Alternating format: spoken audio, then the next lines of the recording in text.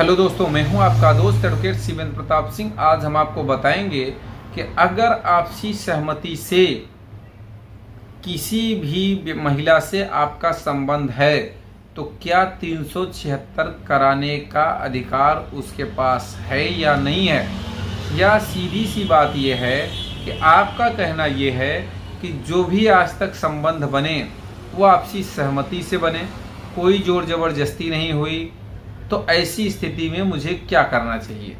तो सीधी सी बात एक चीज़ आप समझ लें कि कोई भी महिला, चाहे वो शादीशुदा हो या शादीशुदा ना हो, अगर उसके खिलाफ कोई अपराध होता है, उससे कोई भी बलात्कार जैसी घटना होती है तो वो तुरंत FIR दर्ज कराए, किसी को जेल भिजवाए, कोई आपत्ति मुझे नहीं है। लेकिन सवाल यहाँ ये है कि बेवजह क्या आपसी सहमति से संबंध बने हों तो क्या 376 अप्लाई होती है या नहीं होती है। सवाल एक बात का और है कि आपसी सहमति से संबंध बना है या नहीं बना है, ये आप जानते हैं, वो महिला जानती है। थाना पुलिस कोर्ट कचहरी इस बात को नहीं मानती है। थाना पुलिस ये मानती है कि अगर महिला कह रही मेरे साथ बलात्कार हुआ तो FIR दर्ज हो जाएगी।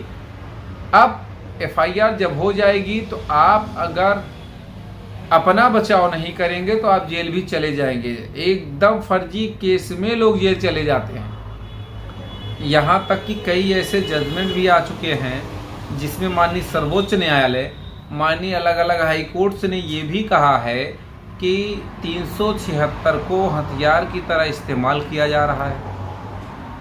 तो कहने का मतलब ये है कि अगर आपसी सहमति से संबंध बना है तो सही बात तो ये है कि आपके खिलाफ 376 की FIR नहीं होनी चाहिए। लेकिन अब सवाल ये है कि हो गई है तो क्या करें, नहीं हुई है तो क्या करें। अगर आपके खिलाफ FIR नहीं हुई है और आपको शंका है, डर है, भय है कि आपके खिलाफ ये FIR होने वाली है फर्जी, तो इसकी सूचना पहले से आप वरिष्ठ अधिकारियों को दें। अब सूचना भी दो तरह से दे सकते हैं, एक अज्ञात में दे सकते हैं, एक बाई नेम दे सकते हैं, उस महिला का नाम लिखते हुए। अज्ञात में देंगे तो भाई चीज़ें ये होंगी कि उसको जानकारी नहीं मिलेगी। हो सकता है कि आपकी जो एप्लीकेशन कूड़े में फेंक दिया जाए। भाई कोई मतलब नहीं, जब किसने धमकी दिया, कौन मुकदमे में फंसा रहा है, क्या जानकारी है, इसकी क्या इंक्वायरी होगी, लेकिन उसमें भी आपकी बचत होगी। दूसरा ये कि अगर आप जानते हैं कि चीज़ें बहुत ज़्यादा खराब होने वाली हैं, किस कारण से आप पे 376 लगाया जा रहा है ये भी आप जानते हैं, तो उसके लिए बाई नेम भी आप एप्लीकेशन दे सकते हैं। गारंटी है अगर FIR होगी तो भी फ़ायदा मिलेगा, नहीं होगी तो भी फ़ायदा मिलेगा। मैक्सिमम चांस रहेगा कि 376 की FIR नहीं होगी। अब तीसरे सवाल की ओर बढ़ते हैं कि मान लिया जाए कि फर्जी 376 का केस हो ही गया, FIR हो ही गई, तो ऐसी स्थिति में आपके पास हाई कोर्ट के अलावा कोई रास्ता नहीं बचता है। हाई कोर्ट से ही स्टे भी मिलेगा, हाई कोर्ट से ही FIR क्वैश भी होती है, हाई कोर्ट से ही आपको एंटीसेप्टिक बेल भी मिलेगी। यानी कोई भी काम आपको हाई कोर्ट लेवल का ही करना होगा। बेवजह थाना पुलिस के चक्कर में पड़ के लोग लाखों रुपए बर्बाद कर देते हैं, तब जाके कोर्ट कचहरी पहुंचते हैं।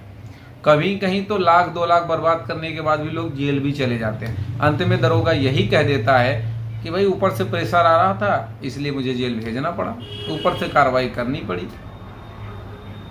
यानी कि पैसा ले लेने के बाद भी आपके खिलाफ कार्रवाई हो गई। हालांकि सभी पुलिसकर्मियों पे मैं ये आरोप नहीं लगा रहा हूँ, लेकिन मैक्सिमम लोग ऐसा करते भी हैं, पैसा लेने का काम चलता है। अब सवाल ये है कि अगर FIR हो गई तो आप एक आवेदन दीजिए। कई ऐसे जजमेंट हैं जो अभियुक्त के फेवर में हुए हैं, कई ऐसे जजमेंट हैं जिसमें महिलाओं के खिलाफ यानी पीड़िता के खिलाफ ही जुर्माने का आदेश हो गया। तो आप कार्रवाई करें, कार्रवाई करने से ही आपकी बचत होगी। तो आपसी सहमति से संबंध बने हैं, आप काफ़ी समय तक लिविंग में थे, यहाँ तक कभी कभी ये भी सवाल होता है मैं उस लड़की से, उस औरत से शादी तक करने को तैयार हूँ। देखिए अगर वो शादीशुदा नहीं है तो की बात मैं बात कर रहा हूँ, अगर वो शादीशुदा नहीं है, अभियुक्त ये भी चाह रहा है कि मैं इससे शादी भी कर लूँगा लेकिन केस वापस ले ले, ये स्थितियाँ आती हैं। तो ऐसी स्थिति में पैसा कमाने का काम पुलिस करती है। भाई आप शादी के लिए तैयार हैं, वो आपको समय देगा। लड़की कुछ नहीं करेगी, शादी अगर नहीं करना चाह रही, बस वो आपको जेल भेजाना चाह रही, तो इसका सारा आनंद पुलिस वाले लेते हैं। तो आपको ज़्यादा अच्छा होगा कि अगर ऐसी एफआईआर हो तो सीधे हाई कोर्ट का रुख करें। जितना आप थाने पे पुलिस को देंगे उससे कम पैसे में आप हाई कोर्ट से राहत ले सकते हैं।